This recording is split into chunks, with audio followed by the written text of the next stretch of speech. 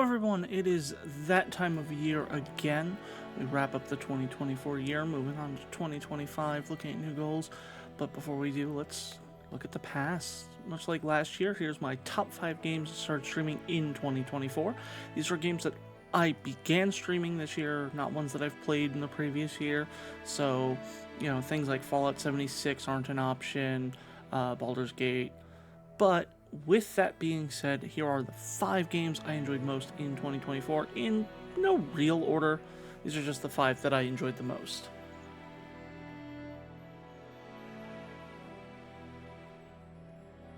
First up, Pathfinder Wrath of the Righteous. It was so much fun to play.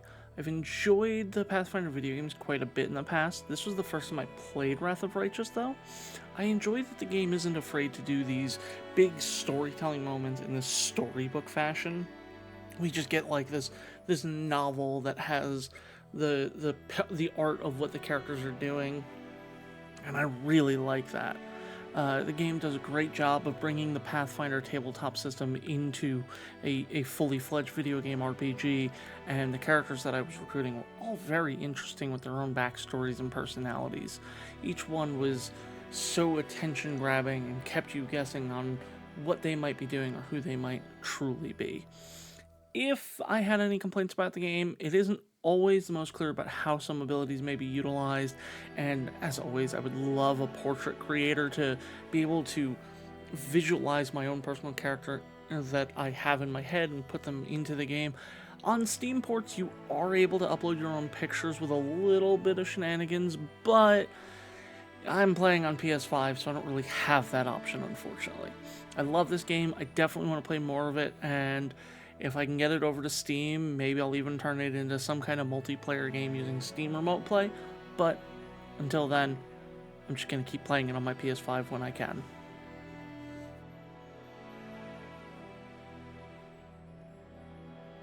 This year was not slim pickings, let me tell you. I struggled to pick just 5 games I want to talk about.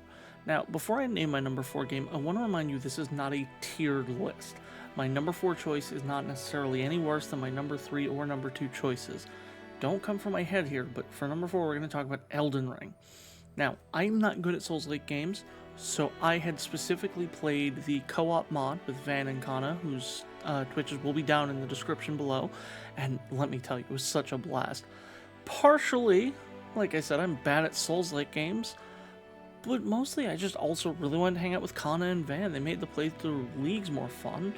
Kana knowing where everything was and being able to guide us in the right directions, while Van just being the shitposter he was, talking about dual wielding the largest sword in the game, and I was just searching for all of this magic, with Kana basically being our tour guide through this world.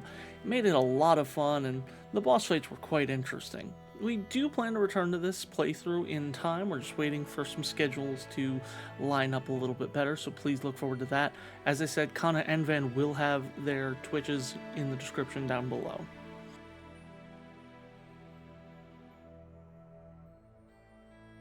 Now, Helldivers 2 was a game that I did not think would hijack my attention as much as it did. Oh boy. As of writing this video, we're just shy of 136 hours. And as of recording this video, to show you how long it's been since I started doing that, we're sitting at a nice, comfortable 141 hours. So I've added a couple of hours to my playtime since then. Now, I have mostly only played this game on stream, and it just came out this year, so that definitely shows you how much I have lost to this game.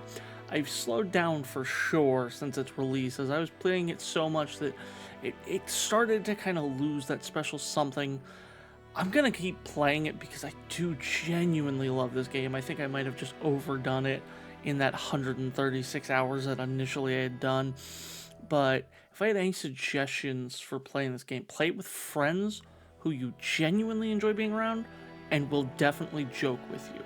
Any times where it was, me and my friends playing and making jokes about what we're dealing with or playing up the Super Earth thing, it was always great. The game is filled with satire and hyperbole, and quite frankly, your approach to playing it should match that. What is a reinforcement after all if not just a ballistic missile that continues attacking even after it's landed?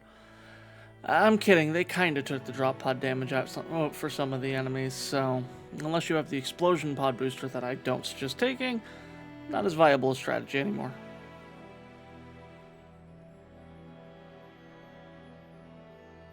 Digimon Cyber Sleuth, a game I've easily spent a couple hundred hours in when it came out on PS4, and well, recently my buddy Van and I did a playthrough of Cyber Sleuth we called the Lockout Parallel Worlds Nuzlocke Challenge. And you know what?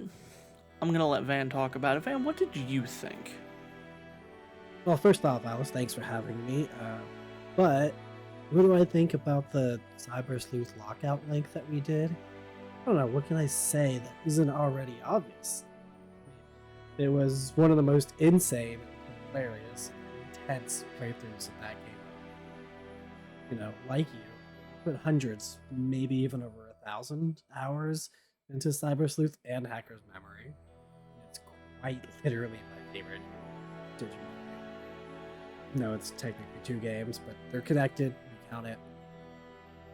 But this playthrough that we did is absolutely one of my favorites. Watching as we both went a little bit insane as we kept losing our favorite Digimon was a little hilarious, but also very sad. We were almost always losing Digimon we liked, wondering why we couldn't lose other ones instead. Digimon needs to turn to level 30, but we're gonna see what you turn into. Shotmon X2. This looks so dumb! What the fuck is that? And some of the best parts were we continually forgot that Nokia was a Nokia. I'm gonna have to come get some later. Nokia.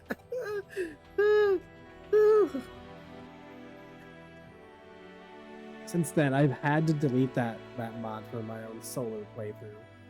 Otherwise, I would lose my mind. But by the end, I can't even remember how many Digimon we lost. I know it's got to be like 15. But I do remember how much trouble we had just keeping track of the Digimon we had. And how much we locked out, because we definitely locked each other out of quite a few Digimon. I know I had that problem very early on, but you ended up having that problem more towards the end. But you know, speaking of, it was only after we finished that I realized that there was another Digimon I could have had because it only appeared in my game and not yours, and I never got it. And it was a baby Digimon, so that probably would have opened up a lot of opportunities. But I think the parts that I remember most are us being sad. I know you were super sad when you lost your Betamon, Zedramon. They were murdered unceremoniously. And I know I felt the exact same way when Shine Greymon died. Although, unironically, I think the worst part of the games, or that playthrough, was the disparity, which are the pacing of our games were. Like, when I played Hacker's Memory, I was doing like 10 times the amount of side quests that you were doing. And I don't know why. That made it take at least 5 hours extra to beat it than you did. You did side quests, optional side quests, just so you can give me more time. But, you know, after all that and the experience I had with the final boss, Lock Link, I have not touched Hacker's Memory in a while. I've been playing the base game. But when it comes down to it, I think if we could do it again, I'm pretty sure I would go a different route with my Digimon. I mean, I'd still do the getting all the Agumon and Greymon, but I would probably grab some of the Digimon along the way before I get all the Agumon, because I definitely should have had more viruses and data types. Also, I wanted to get some Ultras. I don't think I had a single Ultra Digimon. And also, hopefully I'd have knowledge of the instant death Digimon, so I wouldn't put those again. But who knows? I do think that if we could iron out the rules a bit more and we do it more again, just keep getting it in and involved in it, we could definitely make this probably close to as popular as Pokemon Nuzlocke. That would take a lot of work and we'd have to iron out all the rules. all in all, I'm glad we went on this batshit crazy adventure together. We definitely need to do more. Well, there you have it. It was fun, chaotic, and quite frankly, something we'll probably do similar with later on in Digimon. We have a couple of ideas for things, so definitely expect to see more of these parallel plays in the future, especially featuring my buddy Van. You know he's going to be around.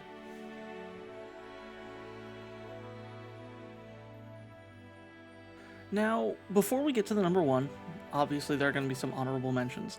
These are games that I really enjoyed, but for one reason or another were just below the 5 listed games here. So without further ado, first up, Pal World, early hitter in the year.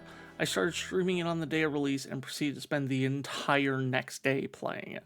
I got a server for myself and some friends and spent about 39 hours on this server. We built the pub. We found out that the pub had to be built within the ownership area of the team or it would collapse. And then we rebuilt the pub several times. It was a lot of fun to play, and maybe I'll explore all the new updates soon, but we'll see where that one falls. Overthrown, a recent release at Early Access. I'm in love with this game. I've been following its release for some time, and the videos always make me chuckle. The game has a lot of stuff coming in 2025, and I cannot wait, with even slime ranching being something on the list that they're adding. Game's early access, so there's some slight bugs, but ultimately I've enjoyed the game a lot, and I can't wait to see all the additions and show them to you. Need for Speed Heat is the next honorable mention, which blows my mind. I remember when the game came out, and I despised it. The controls felt very clunky, the day and night system bisected it in the worst way, and I maybe played for a couple of hours before giving up on it. I talked about the dislike for the game, and Slimelings for Pride, I set it as a charity goal, thinking, y'all will enjoy me playing a game that just gets me annoyed, and y'all blew it out of the water. So one day I sat down and I loved it. The controls felt so smooth, the day and night cycle weren't necessarily as segmented. You gain respect during the day and money at night, and while little, it still helps. You need to strike a balance to make it far in the game quickly, but being able to focus on one or the other certainly made it feel that much better to me, and y'all know I love my racing games. Heat delivered on that very well. The final honorable mention is going to go to Digimon World Dusk, a game I literally started up in the last couple of weeks of the year after finishing this script, so I've had to add it. I spent literal hours just losing myself to the game so clearly I enjoyed it. The game does have a parallel title, Digimon World Dawn, which I'm told is harder, but I'm not personally sure. I think the game could definitely benefit from a halved encounter rate, or at least some significant reduction, but the game very much feels like what I'd consider a base for the Cyber Sleuth game I've come to love so dearly. Now, sadly, Baldur's Gate last year was a perfect example of I can't put this in the top 5 because I just haven't spent enough time in it. I know there's a lot more to do and a lot more to experience, and quite frankly, once I'm done with all that, maybe it would have been on the list.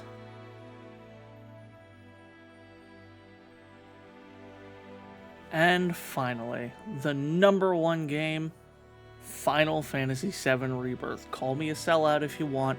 This game was fantastic. When the original remake came out, there was so much content fluffing up Disc 1 of Final Fantasy, and Rebirth tripled that, shifting to much more of an open world game. You do missions, you clear things out, you explore, you unlock, you play card games. There's so much to do. On top of that, the game story was still extremely emotional, and even Yuffie, who I statistically hate, did a great job of being just a little more bearable just as she continued in the Final Fantasy VII Remake DLC.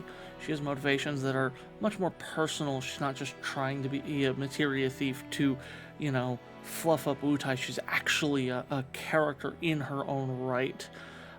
It's made it so much more clear that she's just inexperienced and immature than just obnoxious and annoying.